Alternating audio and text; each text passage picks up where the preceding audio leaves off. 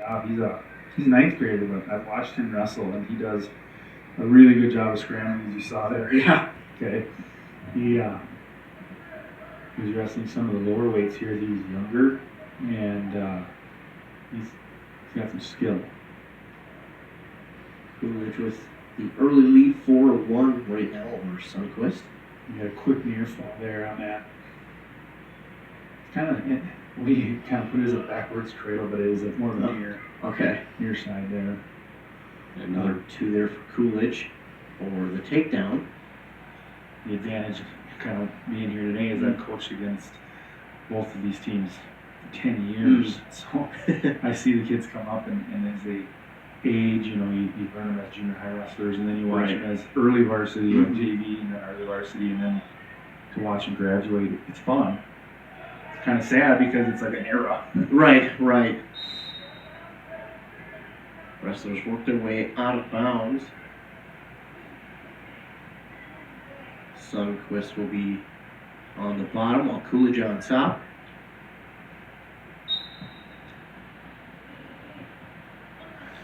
Coolidge kind of just lets him stand there. And one of the tactics there is Sunquist felt like he's better on his feet. Okay. So if you feel like you're better on your feet, as you can see, he's doing a good job defending with that, keeping him at arm's length, and a little shuck by there. Really what he's trying to do is he's trying to use his defense to create offense. Okay. And so you hear the coaches, move him. What you want is forward and lateral movement as well as up and down. So I would focus on 6-way movement. And so Coolidge is using a lot of that right now as he goes forward, backward, and side to side. And there you see that drop to the leg, making him think, uh-oh.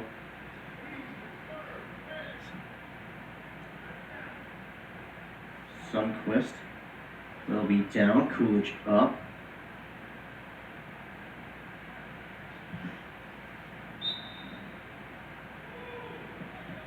Sunquist wants to score and get a little catch up here. Okay. He felt his best way was to go down, at least get one, but he's looking for a switch here. So Coolidge doing a pretty good job on top here, preventing Sunquist from getting up. But Coolidge just gonna let Sunquist get up. Back to their feet now. So right there, if he crosses his legs, Sunquist crosses his legs over the head, it's going to be called potentially dangerous. Okay. Now the ref is watching the knee here, making sure that the knee is not in jeopardy. And if they don't do much here, they're going to call a stalemate. Okay. You can hear them counting. Now they're both just stuck. Yeah, there's a stalemate, and that's what they're looking for because neither had the advantage there. Okay. Stalemate between those two, then work their way back to the center. Coolidge and Sunquist. Coolidge does have the advantage right now, 6-3. And so as you watch Coolidge here, he doesn't have the best stance, but he has a defensive stance right there. Sunquist trying for a high crotch, leaving his left arm up. That's what stopped him on that one. You got to clear that arm right over top. So Coolidge is using that defense again to spin. So he'll get the 2 points there. We are under 30 seconds left here in the second period. It's Coolidge and Sunquist, Rush City Graham versus Virginia. Coolidge is doing a great job on his feet. Trying to roll through there. Nobody has the advantage yet. There's the advantage once he stepped over. So Sunquist gets the 2 there. This has become a really good match. It's 8-6 now, and we'll head into the third period. That was a big bonus for Sunquist, scoring that 2 at the end of the period. And so I'm just kind of looking at who's choosing here. So green chooses neutral. And so there we go with Sunquist again. Coolidge again. Looking for the feet. Okay. So he knows he feels he has the advantage on his feet. And really, trying to get a quick score and go up 4 points. Right here, turn the corner on a good double. There's his 2 points. But he does get the 2. So going back to the end of that second period, Mm-hmm. a lot of coaches really push into their guys' heads, and that was one of the things I pushed was we score at the end of the period, they don't. Okay. Because if you score at the end of the period, all of a sudden you just put a mental barrier in his head. Right. And on the scoreboard. Yeah, yep. And all of a sudden he's like, oh man, I just got scored on. Yeah.